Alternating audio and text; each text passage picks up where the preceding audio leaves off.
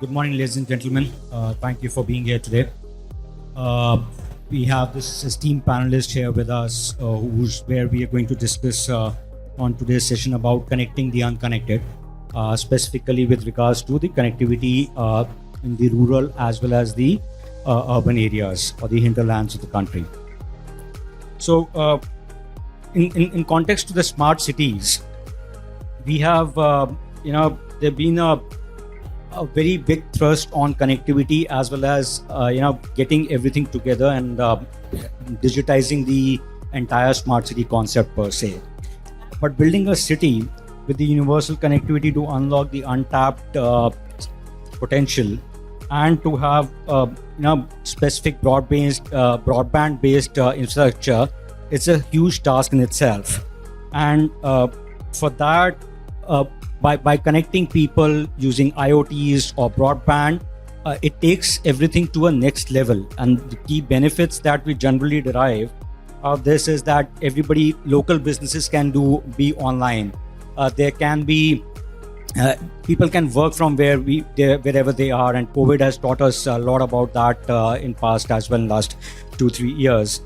Some of the biggest benefits of connectivity is that access to education, health and sanitization, basic amenities like water and power are available till the last mile.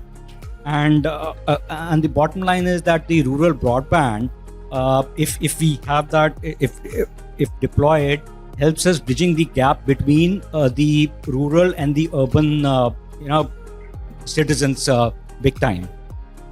So taking forward in today's discussion, we will cover few things like what are the multi-level broadband available for deployment, how it has been in last some time or last decade or so, and how the connectivity has improved, what have been the key challenges specifically in the areas of providing the last mile connectivity, as well as enabling all the citizens and the service providers in this area. So to do that, let me invite Mr. Bali, who's the CEO of Telecom Sector Skill Council. So, if I may, so there have been a huge challenge, and there have been a lot of work that is happening for almost a decade now. So, what is the current status of connectivity, and how it has changed in last, let's say, a decade, and how has that impacted a normal citizen's life, if I may say? Good morning, and thank you very much.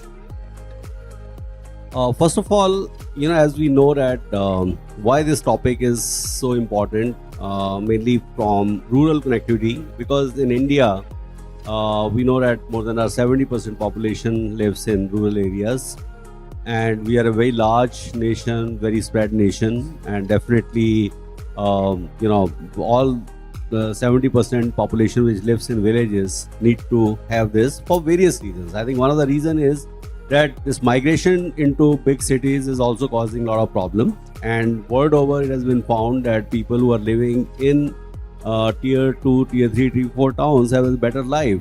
But in India, reason for moving to big cities was there was like issues related to getting all the facilities, etc. So fortunately, with this everything now available through connected devices, as it was mentioned that we should be providing medical services, education, entertainment, all those things in rural areas.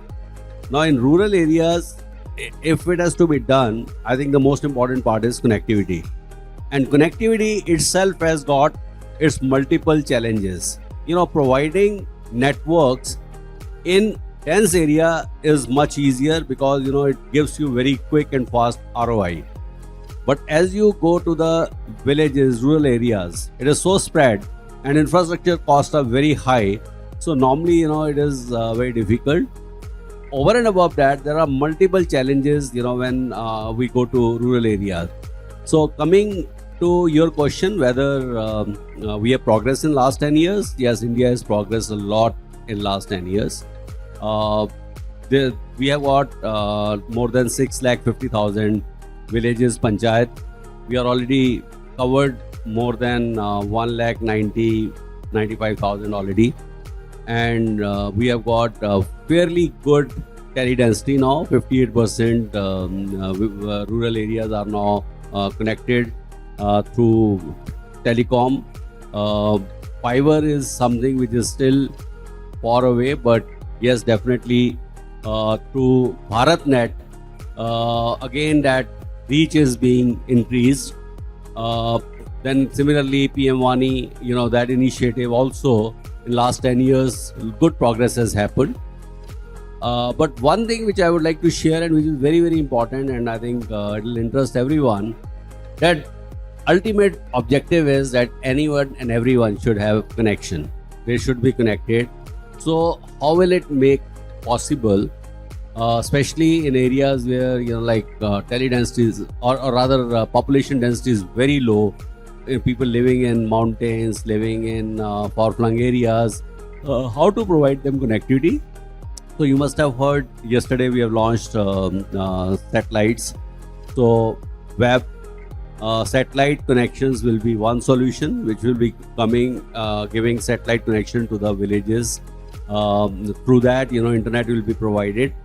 Then initiatives like BharatNet, PM Wani, all that is, I think, going to give results. So in my opinion, I think we are progressing quite well. So in 10 years, done quite a good job.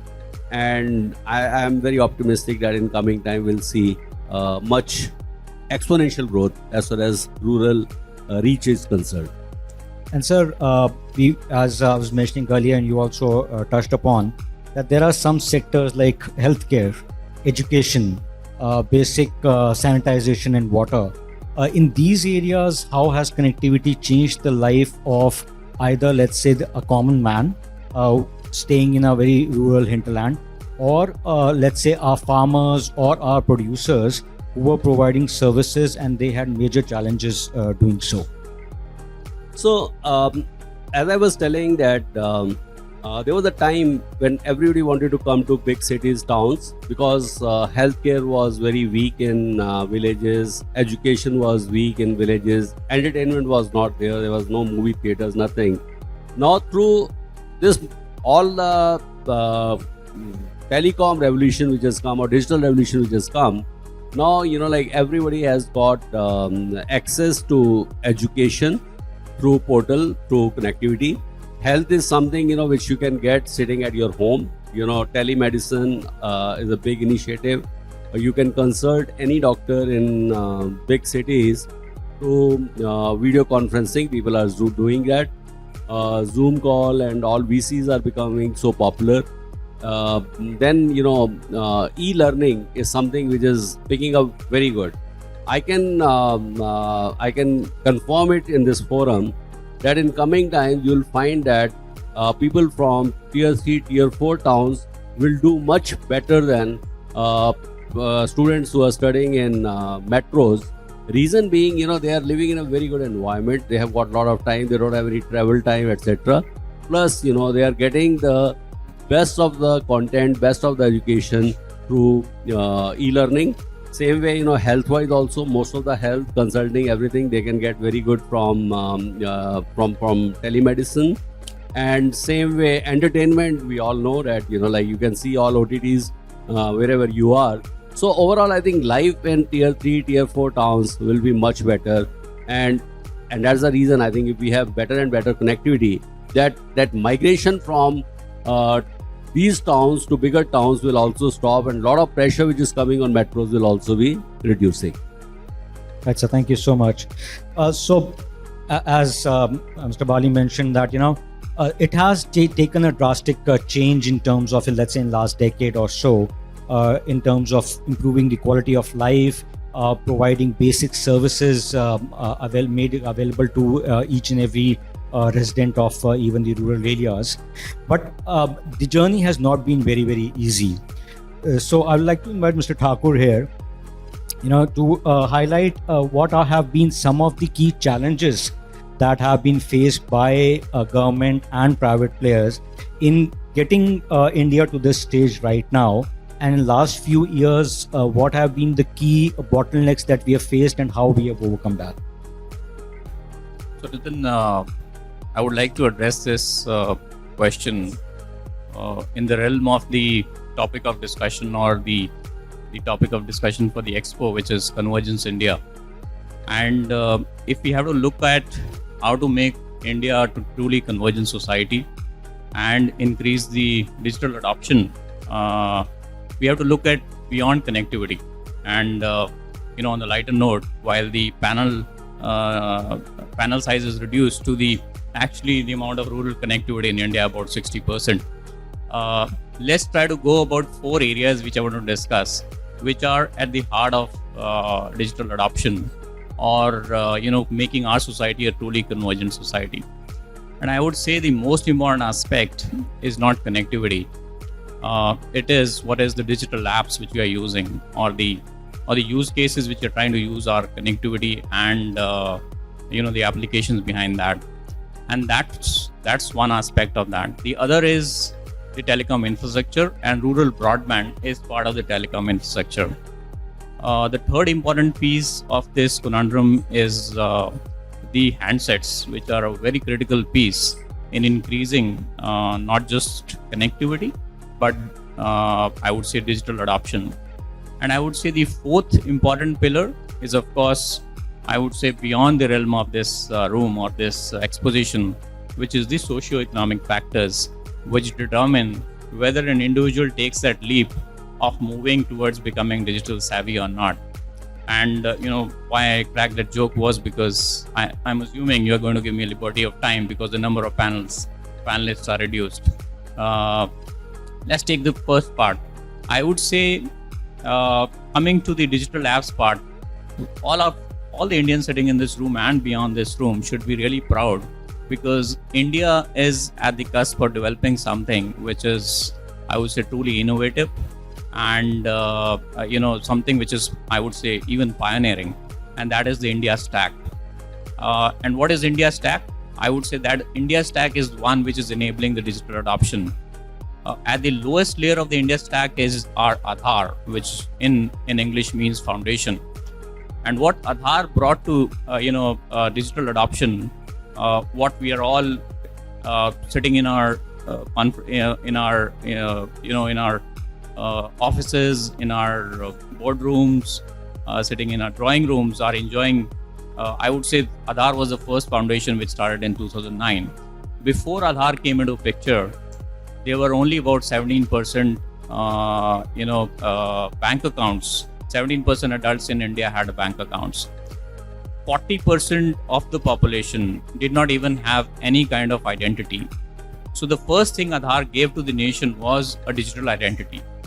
And as we speak now, currently, the Aadhaar adoption is 94% of the population. That means more than 130 crores individuals, a resident, a non-resident, a citizen or a non-citizen, has a digital identity in the country. Now, what Aadhaar leapfrogged our nation into was something which is truly digital in nature. Now, 84% of the population, the adult population, has bank accounts. About 96 crore people in India have a telecom connection, and that's where the real convergence journey, I would say, started. The second pillar of the India Stack is comes from when you have connectivity, you have a handset, you have net available. Unless you have financial inclusion, you cannot achieve convergence. Now, the financial convergence factor came in through UPI. Again, a pioneering aspect, a social concept brought in by the government of India. What UPI enabled, and as we know, India is a very informal economy. 60 to 65% of the demand which gets generated from a commerce activity in India is within India. So we don't need to depend on the outside world for our commerce activity. And the real economy happens in the pawn shop which we visit for a cigarette, or for a noodle shop on the corner of the street, or a mungfali wala trying to sell something to you. Now, what UPI gave the power is to these individuals in the informal economy to be, part of the digital inclusivity, or the or the I would say the financial inclusivity, which is very, very imperative for any convergence project to be successful. Now, if you were to do a parallel, if UPI did not exist in India, it would have taken 46 years to reach the digital adoption in India, which I would say we were able to achieve in 5 to 7 years. So that's, I think, the second big pillar in the India stack. The third is one, which the question which came from, I would say, the leaders of the defense establishment, which were sitting here and no longer in the room, was what is there to secure data? Now, I would say that is what is going to be the third most important pillar aspect which is digital empowerment and protection. And there is fortunately, this is the third pillar which the India stack constitutes of, which the Indian government is working on. That what it is going to turn the table on who owns data. Currently, if you look at, data is not owned by me or you sitting in the room who the data belongs to. Currently, the data sits in the servers of big tech companies, big e-commerce giants, and the funny part is that data, while it belongs to you, you do not have control on that. You're not empowered how you will use that data. There is no security how that data might be affected, and you have no authority currently how you want others to allow your data to be used. So I think this empowerment and protection initiative which the government is the third pillar of the India stack, which is initiating. There is concept of digital lockers. There are going to be aggregators in the financial industry who are going to be intermediaries who are going to manage your data, but the power of data is going to lie within all individuals among us. And I think once that is initiated, that would be the real achievement of the India stack. Now, truly, this is globally, you will not see such kind of enablement happening there. Now, I've taken some time on this aspect because this is also going to change the realm of e-commerce in the country. Currently, again, e-commerce is, if you have to go into rural, and coming back to the rural connectivity, if we have to empower rural connectivity and rural broadband in India, the same individual sitting in a village who's a farmer who wants to sell his crop in the town nearby, a small time shopkeeper in the rural India or on the hinterland trying to do something on an e-commerce activity on a platform. There is no e-commerce platforms available. I don't know how much have you, all of you have recently been scanning your, say a Paytm app, which I am a user of. You will see one, portal which has come up on these apps, which is called ONDC. So it is the Open Network for Digital Commerce. What ONDC is going to do is it's going to be a super app, which all of us can be party to as a user, as a shopkeeper, as a business establishment or a large entity. Now, the difference between this super app and the other apps which are currently controlled by the big tech giants of the world is that it is going to be very democratic. The data is going to belong to you. You have the right to use how your data is going to be this. There's not going to be a 30% cut which currently goes to the big giants. This 30% cut will belong to the entities operating between this. So I would say that's another big leap which the government of India is taking, and again a very social I would say initiative. So this is about I would say the Digital India stack, which is one piece of the four aspects I said. The next comes, what is the topic of discussion, is connectivity. I would say again on the telecom infrastructure part, there has been, I would say, India is taking progressing by leaps and bounds. We have been using 4G for many years now, while 5G is on the anvil, and there is a lot of excitement. But I still see 4G is going to be staying relevant, at least for the near future. While 5G adoption increases, the affordability of 5G increases, the way we went through a journey of 4G.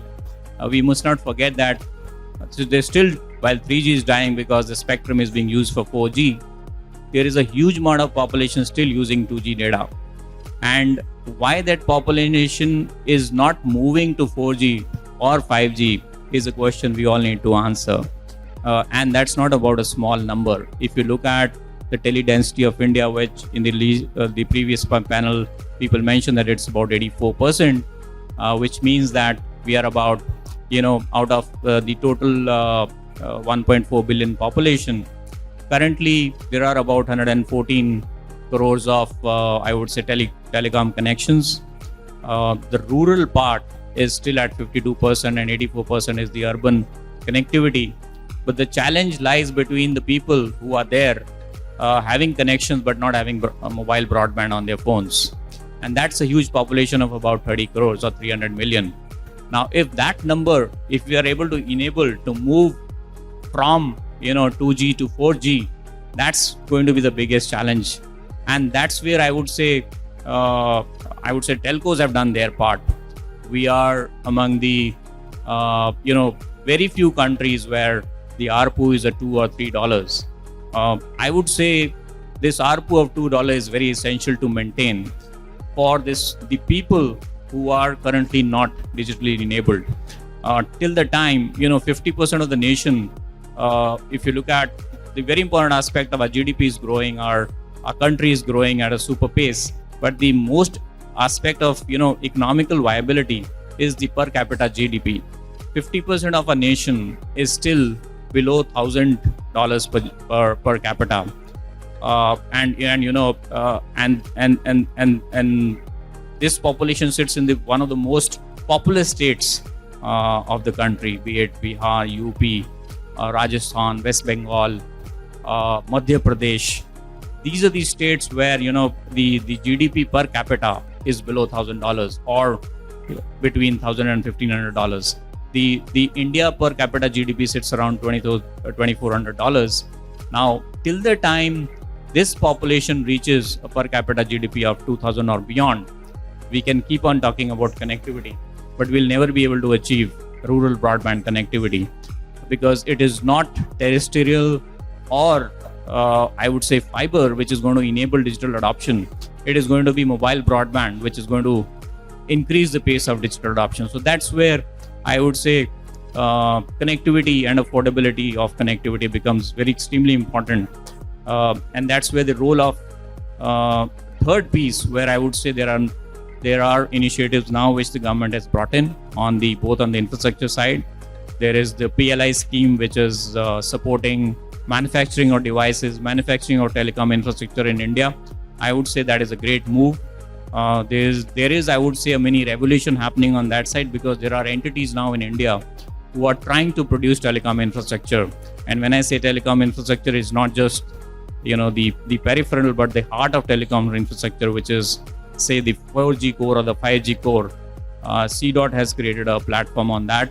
And that platform now is being, we're trying to, as a nation, we're trying to sell it to other countries as well. So BSNL is going to be the first user of that platform for expanding 4G and 5G in the hinterland. And that's going to be, I would say, a very big initiative, which is going to help expansion of rural broadband connectivity on the mobile side. The PLI scheme, which is there for device manufacturing, I would say Make in India through the PLI scheme is going to be a big initiative which is going to help us. The challenge over there lies is still the market of device manufacturers or the handset manufacturers is controlled by foreign entities. It's good to have foreign entities, but I would say the challenge there lies is reaching that sub $100 price per handset. I would say a sub $100 price per handset is even not good for a person currently at the lowest rate of our economy. And that's the challenge which I would say is the next big challenge which we as a nation needs to handle. The fourth, the most important aspect is the socio-economic factor, which I said it's linked to the per capita GDP, but that's a question to be discussed in some other forums and by some other experts. A small question, but a very long answer, but I hope I did some amount of justice to the answer. Thank you. So you took away my glory of asking you a few more questions and time to do that, but thank you so much for that. So just to add on to it, and maybe not directly connected to what we are discussing today, but I think very, very important is that what are the drawbacks of having this kind of connectivity reach in each and every hand. So there are challenges, let's say data privacy and managing the data and ensuring that there are no wrongdoings happening. So these all are good things that you just mentioned and how we have progressed. But in a very brief, what are the key demerits or key shortcomings that we are looking at or having going in future, things like maybe GDPR compliance or anything that can come up or that can crop up, which can be the kind of an anchor to these kind of development and progress. So I would say there are challenges in each of these areas, and when you have challenges, you have an opportunity. Be it the UPI adoption, be it the availability of mobile broadband to a user, be it the affordability part of data, affordability part of a handset, availability of a disposable income. While I have a need and an aspiration of owning a smartphone, but it still remains as an aspiration for me because I don't have the disposable income in my hand. And that's where the social economic factor, I would say, becomes a very important aspect of it. The bigger challenge, which is a technology challenge, is what I would say the Indian government is trying to solve now, which is again to the question related to the defense officers, was the empowerment and the protection. Now the protection part, the digital, I would say the equivalent of GDPR, which is the digital protection bill, is under drafting stage, and there are public forums and discussions happening on that. I would say that is what it is going to give us as individuals as empowerment and protection, which I was talking about. That is all about the power of data lying in the hands of individuals rather than power of data lying in the hands of big tech companies. And once that is implemented, I would say that would be the biggest challenge which is addressed, which will again leapfrog, I would say, digital adoption. And why I say it would leapfrog is currently, I would say, commerce, especially in India, is limited to still urban and it's not focused on rural. And once that empowerment happens, there would be opportunities for, say, startups, there would be opportunities for traders, there would be opportunities for individuals. And ONDC, which I was talking about, is one platform that is going to increase, I would say, democratize commerce across, I would say, the real Bharat. And that's another area I would say is trying to address the digital divide between rural and urban area, which I would say ONDC is going to enable that in a big way. I hope I was somehow able to address that question of yours. Thank you so much. I think that was very, very informative and definitely, I'm sure would be useful, at least for me it was.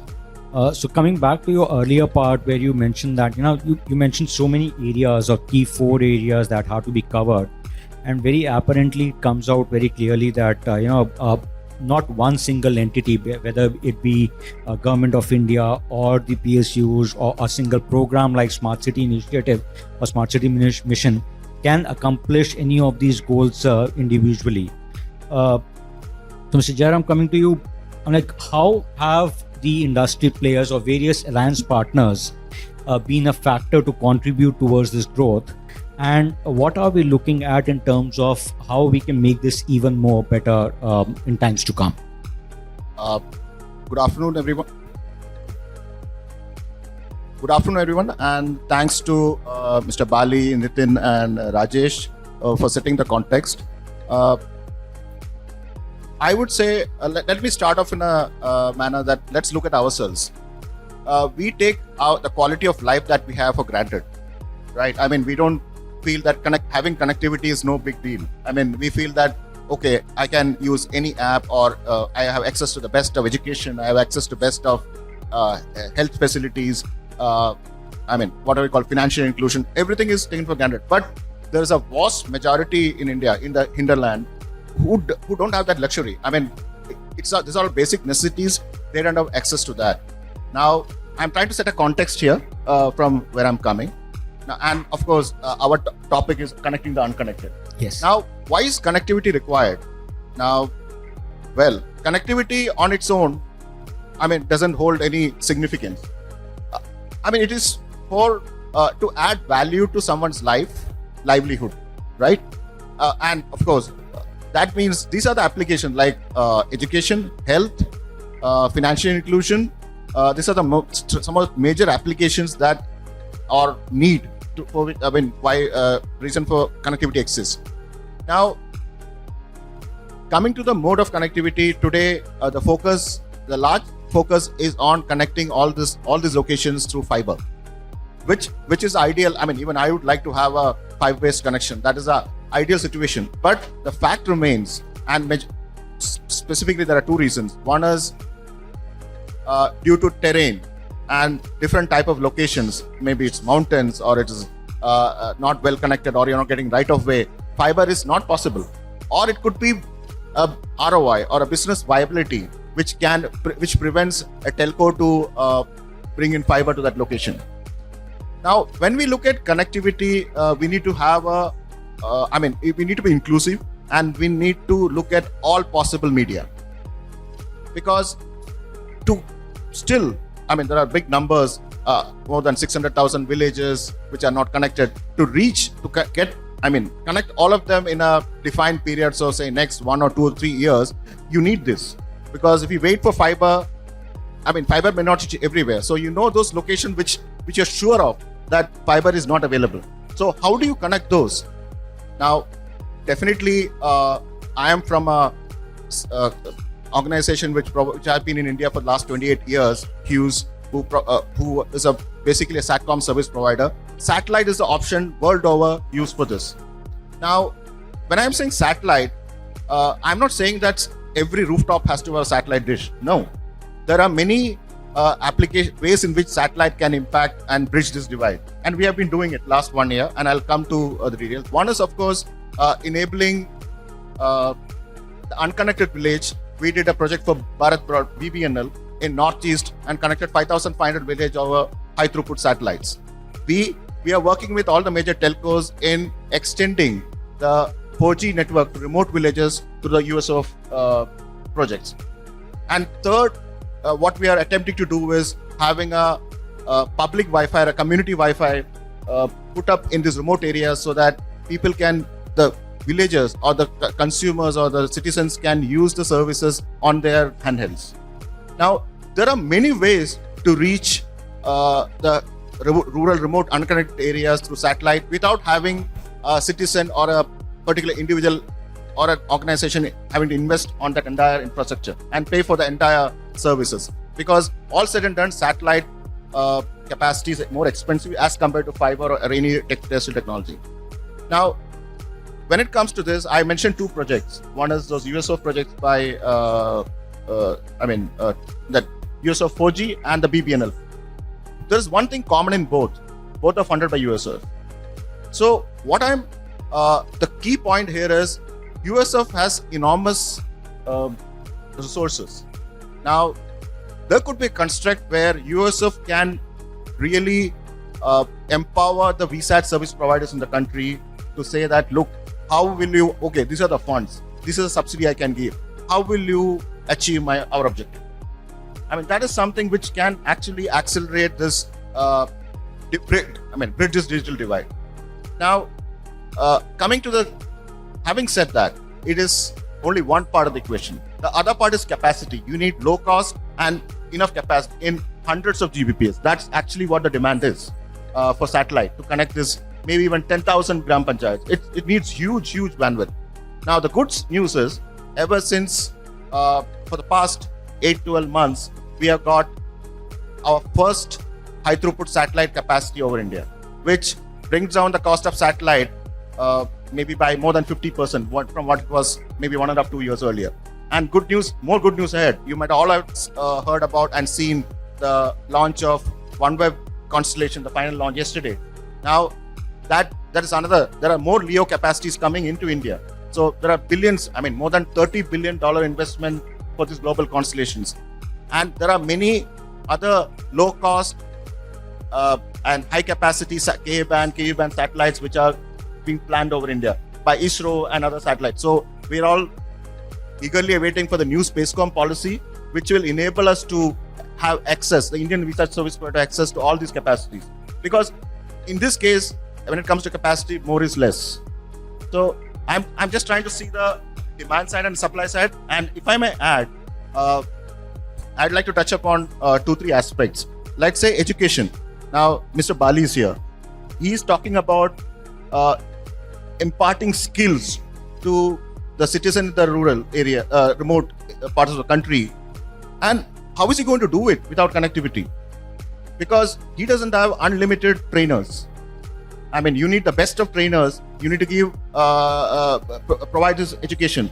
Now, through satellite is something called a multicast, wherein one channel can reach theoretically unlimited number of remotes. So the trainer could be in Delhi, could be Bombay, could be in Ahmedabad, and he or she can impart this education to millions across the country. So very true. Just hold that thought on Sure. the scaling and the pricing part. I have much more details to cover. But apart from, let's say, organizations like Hughes, what other industry players you think can contribute to this growth? What type of industry players do you think can contribute to this growth of achieving the last mile connectivity and making sure that each and every individual is connected? Telcos, definitely, they're doing their bit. But I would say, again, it goes back to the business viability. If a telco see only 10 households in a location, why would they put up the infrastructure? I mean, they're right also from that point. That's where the USO projects and the use of government funding is important, because it's government's, stated objective to bridge the digital divide. That's why I'm coming back. When it comes to USO, I'm not saying that the USO fund should be given only to satellite service providers. I'm saying wherever the gaps are, whichever, they should use all type of media. And there are many startups who are keen to do this. And definitely we can encourage the ISPs, local ISPs also, who can do that, because ISPs, the smaller local ISPs have their constraints it requires a lot of capex to lay fiber and get the last mile in. So I hope that answers the question. Perfect. Maybe I can add over here. When it comes to, I would say, bridging the gap of providing connectivity to the hinterland, and big initiative as Jairam elaborated how satellite is enabling, and the LEO initiative is one big initiative which Hughes is championing that along with OneWeb. I would say the other aspect which is definitely going to bridge the digital divide is connectivity being taken as an initiative on the social side. And I would say the government of India is doing a pretty good job on that. Till recently, while the USO fund was always there, but the utility of that USO fund was never to the extent what we are seeing now. And BSNL is going to be, I would say, one big factor which is going to contribute to enabling mobile broadband in the hinterland. And the charter which the government of India has given to the recent charter, along with the Make in India, I would say the 4G stack, which BSNL is going to implement to the consortium of TCS, Tejas, and CDOT. I would say that could be another big changer. What I'm given to understand is that it has already been tested for 10 million users, simultaneous users, which is a very big number. If that is made commercially viable and also expanded across the country, that digital divide which exists between rural and the urban sector, which is 52% versus 84%, the mobile broadband availability at least will change on the rural side. And commercial viability being one of the keys there. Yeah. Just to add on to what Rajesh said about the government's initiatives, I totally agree. In the last 18 to 24 months, there has been a huge, many initiatives focusing on Northeast, focusing on certain skill development, education, telemedicine, etc. has been initiated by government.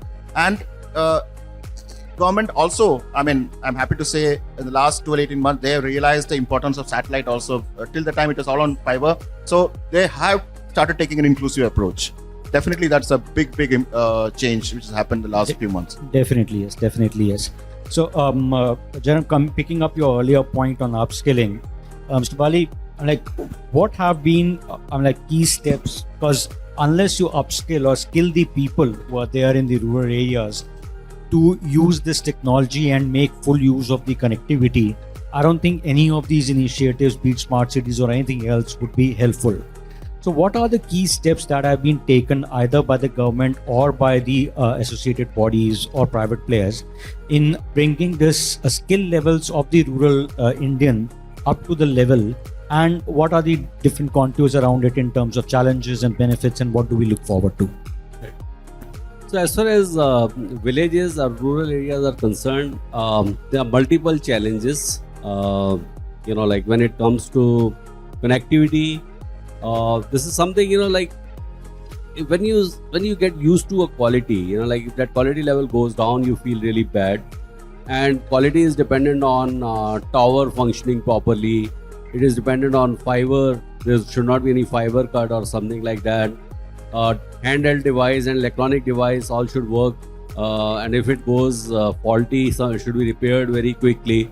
So those are the things which are like absolutely necessity. And as we know that if villagers or people from rural areas have to come to cities to get it repaired, it takes a lot of time, effort, and ultimately the real objective for which we are providing all these things over there is taken away. Even if like satellites are going to be there now, like to provide the base station services, you need skilled manpower, trained manpower over there.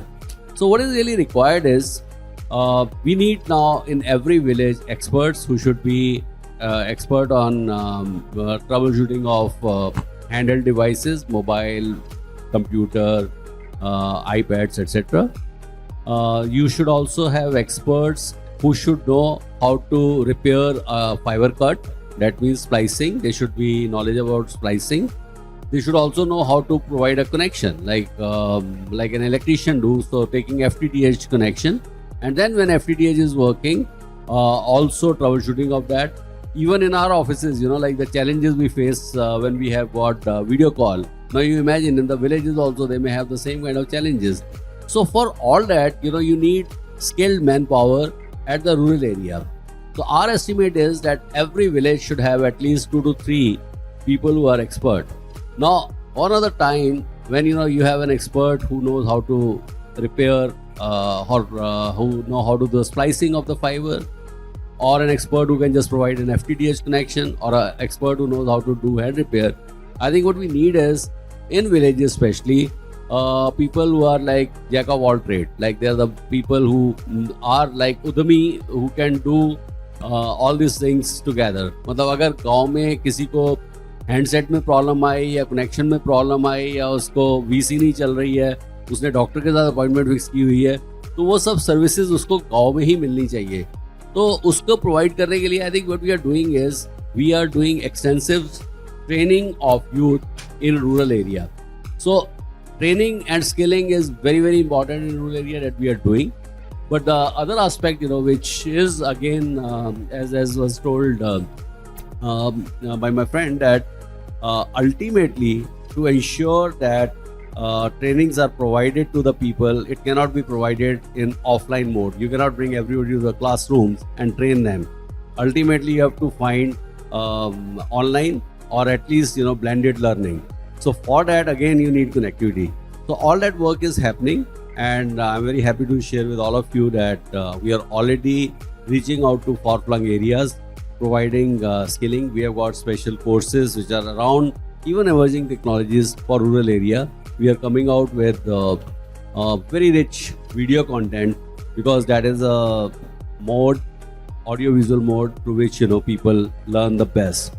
So in my opinion, I think this initiative of having multitask professionals in every village will serve a big objective. Very, very right, sir. And I still remember there were times, and not too long ago, maybe 8-10 years ago, or maybe up to 7-8 years ago, where in case I still remember the radio frequency tower, the RF tower for a telco, in case the field of view was disturbed, it took almost 2 to 3 weeks for an engineer to travel from a specialized engineer to travel from a location, have all the tools and all the reachable means to get up on the tower and then rectify it. So very rightly said, unless those kind of skills are available on the ground, within a span of, let's say, within 4 to 8 hours, a person can reach and get solved even these kind of tricky problems. I don't think any of these programs would be that much successful. Yeah, I think it also reminds me that when we are talking about multitasking, every village now there'll be trained manpower for drones. Now the drones can be used for spraying pesticide, and the same drone can be used for sending images from a 30-meter high tower. Like you can just take the image, send it to the professionals who are sitting in headquarters. They just see and they can remotely do the tilting or whatever are the issues has to be addressed. So I think everywhere we need, and especially in rural areas, if we have to bring them at par with developed or urban areas, I think we have to look things differently. We have to skill them differently. It cannot be like super specialized. I think they should be the people who should know multitasking. And I think youth are coming forward. And another very good thing, which we are experiencing, that life in rural areas are very, very different. Like they are not the people who are used to 9 to 5 working environment. Like they are very happy. Whenever the work comes, they are available. Otherwise, like they are doing their own farming and everything. So we have to, instead of employing them over there, we should use them like entrepreneurs. They are the ones, like who are free-floating entrepreneurs. All large companies, like they know that such and such person exists in such and such village. If there is a problem with the fiber, you just send him and he will repair it. If there is a issue with their handset, a customer sitting in that town has got a problem, they just call him that please repair that handset. So all that will, I think, bring a big change. So instead of giving them a fish, we can survive them for a day, teach them fishing, so it can work for their lifetime. Very, very rightly said, sir. So just on one more quick thing on that is, and two things actually. One, on a drone part, you touched a very pertinent topic that yes, these drones are the future and maybe a topic for some other discussion.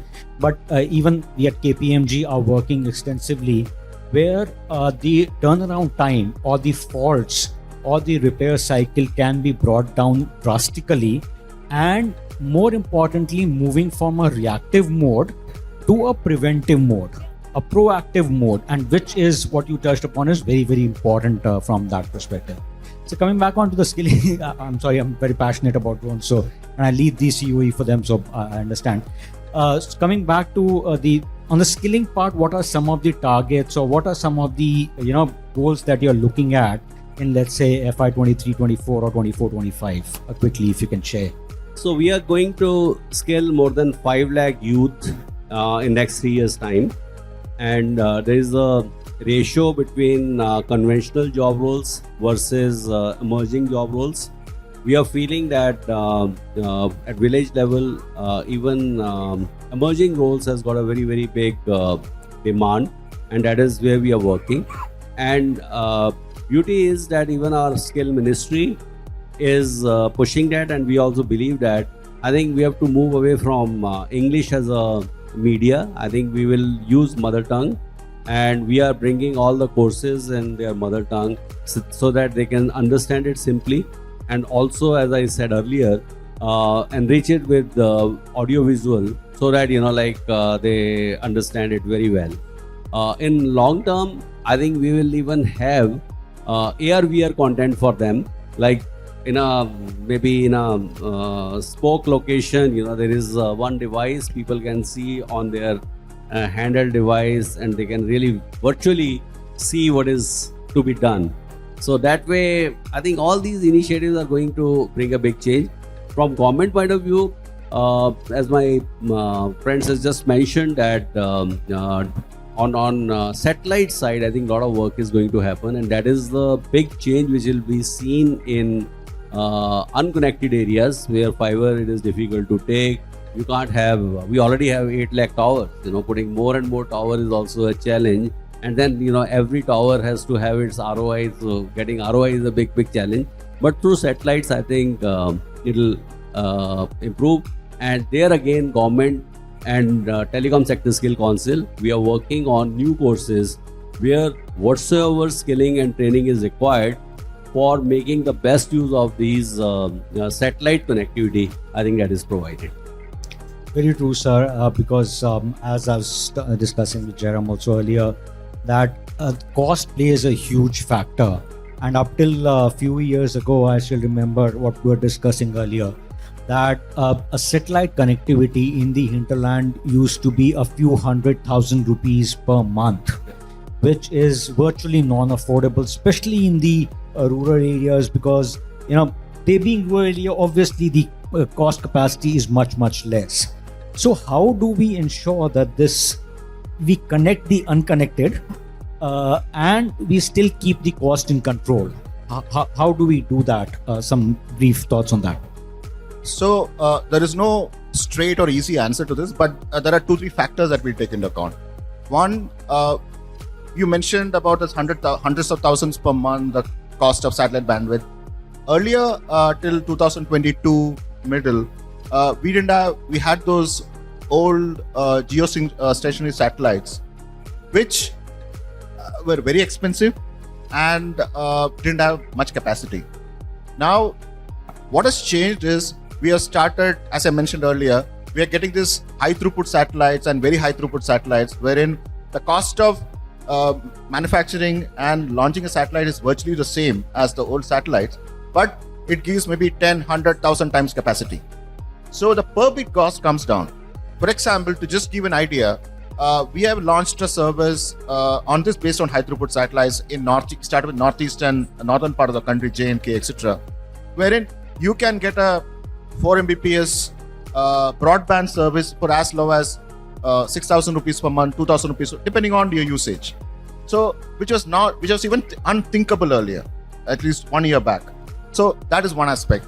Now, with the advent of new satellites, I'm not just talking about LEO. I'm talking about there are a lot of capacities being planned over India, more and more powerful satellites on Ka band and Ku band, which will bring down the cost still further, and the cost of the equipment also, the ground second equipment. But when do we come down to the levels that we are getting it at?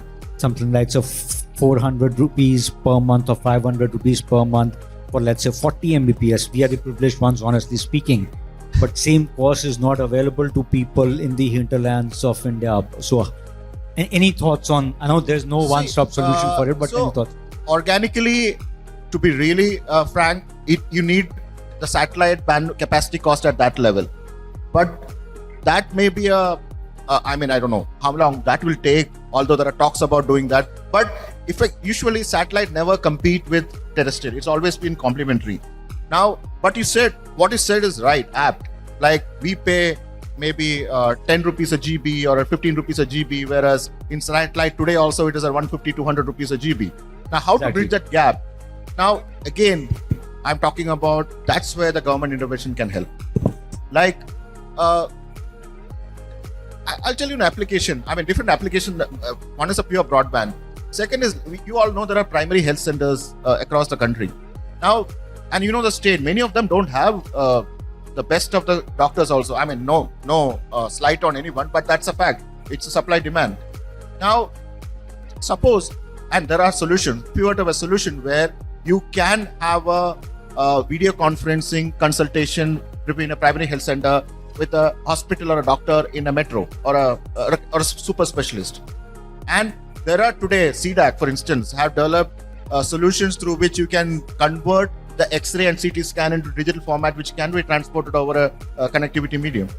Now, unless you have affordable connectivity there in that place, how can anyone avail of such a service? And this health, I'm talking about, that can save lives. So what I'm trying to say is broadband, everybody say broadband, but in fact, at today's first session, General Kocher was asked on the adoption of 5G. He said, look, 5G, that is dependent on the use case, on the applications. But here there are applications, whether it's school, internet for schools.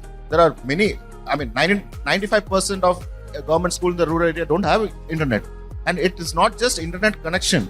It is about access to the latest content. Ecosystem. Yeah, health, skilling, and education. I'm saying the applications are already there. You don't have to look.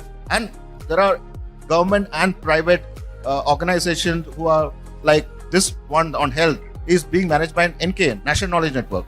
So I mean, there is no dearth of solutions and applications, but we need to move fast, and that's what government is doing. I mean, and it has really picked up pace. But as I said, more is less. Oh, very rightly said. And I think just in paucity of time, all I would say is, sir, any last closing comments? Yeah, we will come back to that, but your closing inputs on where we are heading to and what is the future of connectivity looking like, especially in the rural areas, and how are we bridging the gap? Last 1 minute thought of yours.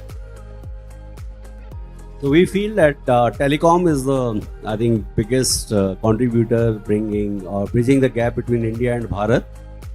We are trying to reach more and more rural. We also believe that with all this connectivity, life in tier 3, tier 4 towns will become better. And the life in these towns becomes better means less and less migration will come to the big towns. So life in these cities will also become better and India will progress. And last piece, which is like relevant to me, is that all this will happen, if we have well-skilled manpower. Country has already announced 6G, and I'm very proud to say that in 5G we are using a lot of our own network. And the Prime Minister Modi has announced that as far as 6G is concerned, we'll not only be using our own network, we'll be supplying to rest of the world. So all this thing will happen, I think, with overall participation of not only urban part of the world, I think even rural India has to participate. Thank you. Sure, Rajesh, closing comments. Any thoughts on where we are heading to and what you mentioned, how we can achieve that?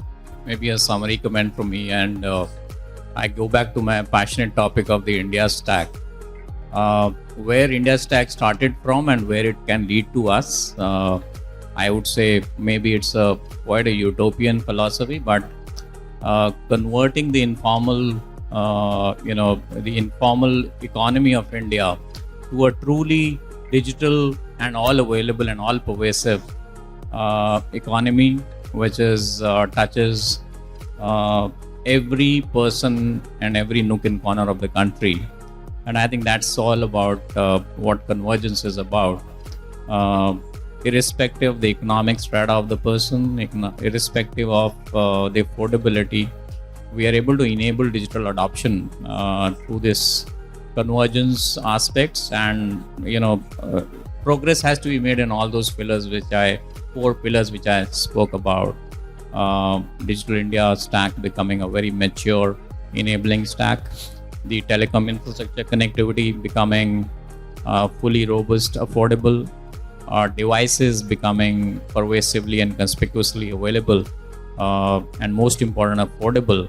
And of course, I would say the most important underlying factor is the socio-economic factors of the people of India. Unless those parameters improve, digital adoption is going to stay as a challenge. But I think the course the country is taking is a very positive course, and quite hopeful and quite confident that we will achieve 90+% digital adoption very soon. Thank you. Excellent. I think that's pretty bright. Your closing thoughts? Just sticking to the topic of connecting the unconnected, I would say that we have all the ingredients in place. And there is absolutely no doubt about it. Whereas we are talking about the need, the applications, the solutions, the will of the government and the private service providers.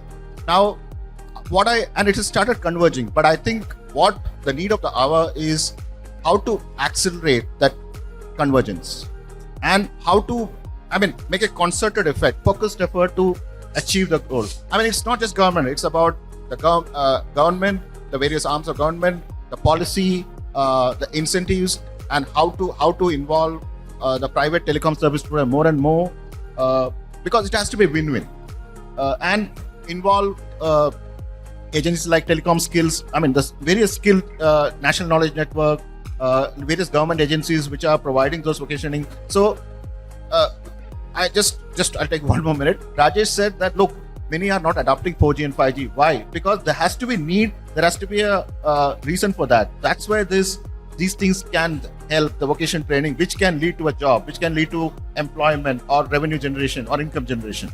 I think we need to look at it from a holistic approach. It is happening. but I think still there are a lot of moving parts. So we need to converge very fast. Completely agree. And just to conclude, we have seen a lot of progress happening in last decade, from let's say the Anganwadi workers doing everything on tablets, to skills being enhanced, and police stations going online even in the last mile, all the primary health centers now being online, and specifically in this COVID crisis we saw a lot of digital uptake there. So we have come a long way in terms of connecting the unconnected, so-called. But as my esteemed panelist mentioned, that we still have a long way to go. We have all the ingredients of a successful recipe. It's just that implementation of that, and taking care of some of the factors as in demand, cost, and involvement of everybody is what we are looking at. So thank you so much, everybody. And in case we have 5 minutes, we can take a couple of questions if anybody would have.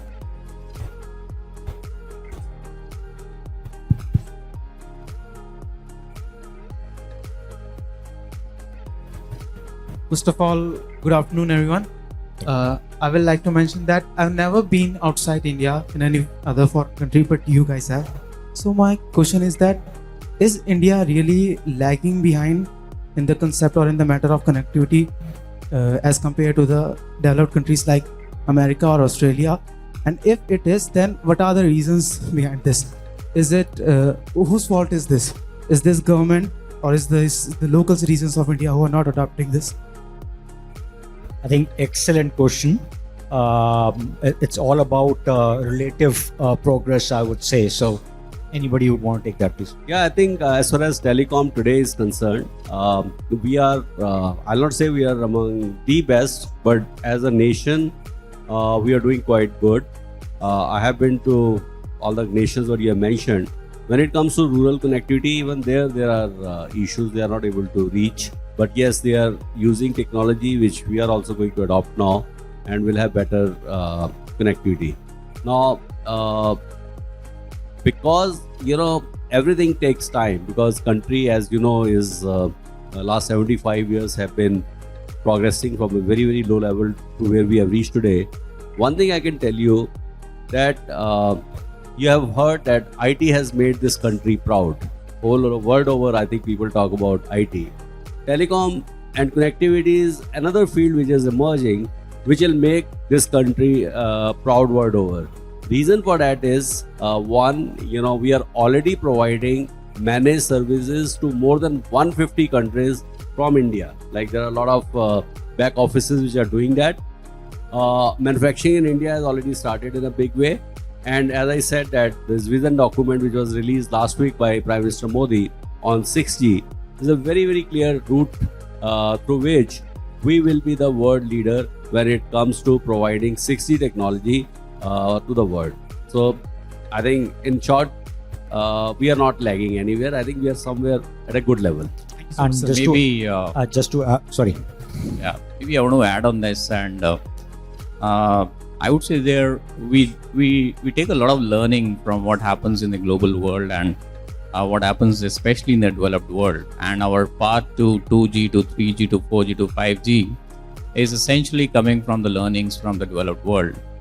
But let's not forget that there is a lot of things which the developing world is teaching to the developed world. And I would say the first digital initiative, which is, you can purely say, which touches the heart and soul of the country, it did not start in the developed world. It started in the developing world, and it started in Kenya. And the Aadhaar Foundation, which I was talking about, was on a similar platform in Kenya called M-Pesa.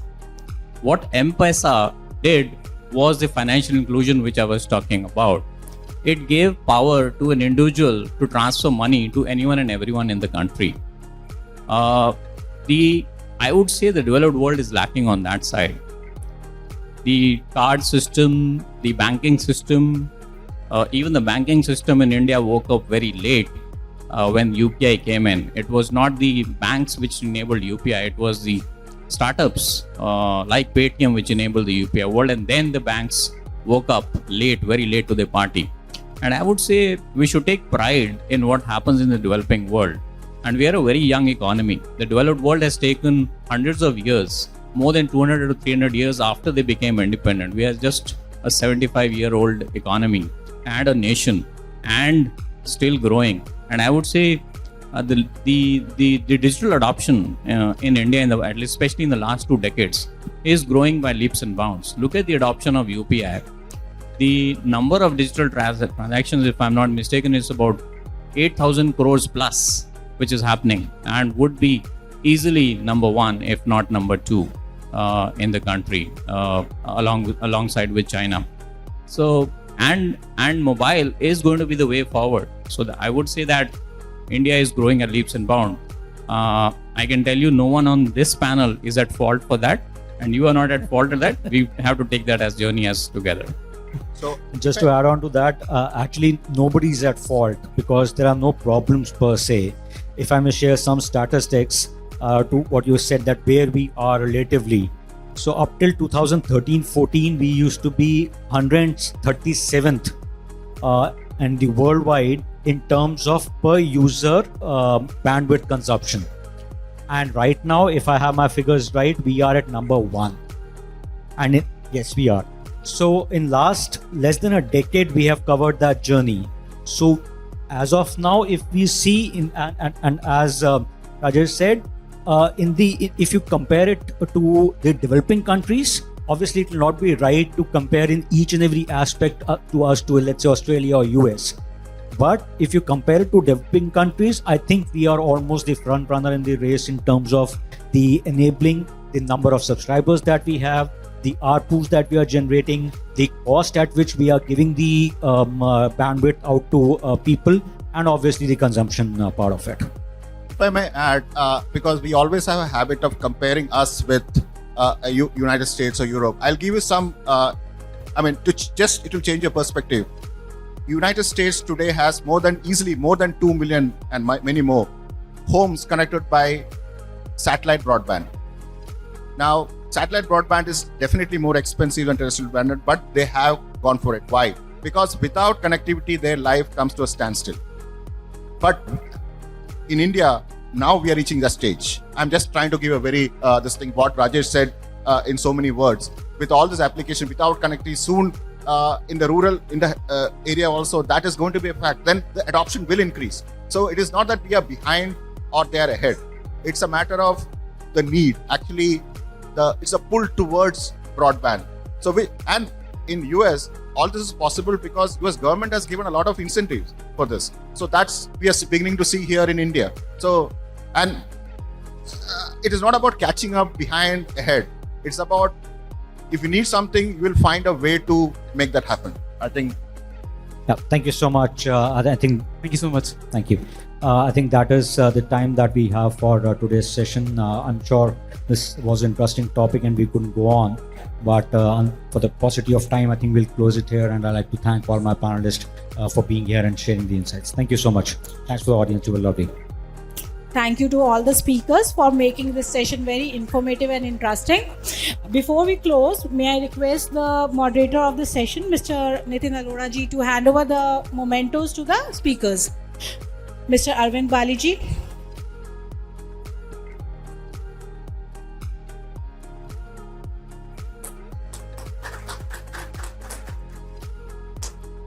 Mr. Rajesh Thakur ji.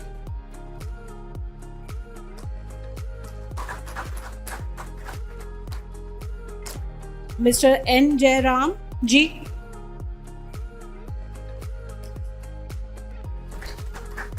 May I request Ruchika from Exhibition India to please hand over memento to the moderator of the session.